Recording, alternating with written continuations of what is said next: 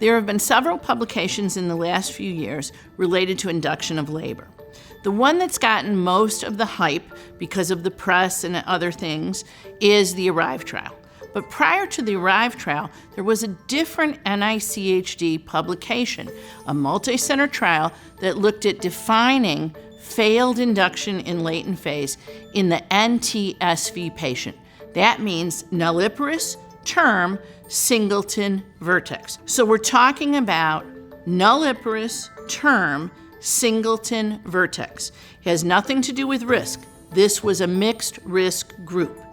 What this study found is that you shouldn't start the clock on a latent phase induction. So you're not even going to begin counting how long until you've completed all cervical ripening, oxytocin has begun, and membranes are ruptured either artificially or spontaneously. That's when latent phase begins. Latent phase was found to end after 15 hours. If no progress had been made past 15 hours, that was when you called the question.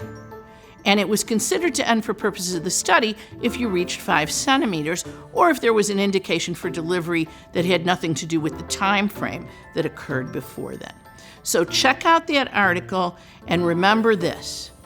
When you're inducing an NTSV patient, you don't start the clock on latent phase until cervical ripening is completed, oxytocin's begun, and either rupture of membranes via artificial means or spontaneous has occurred.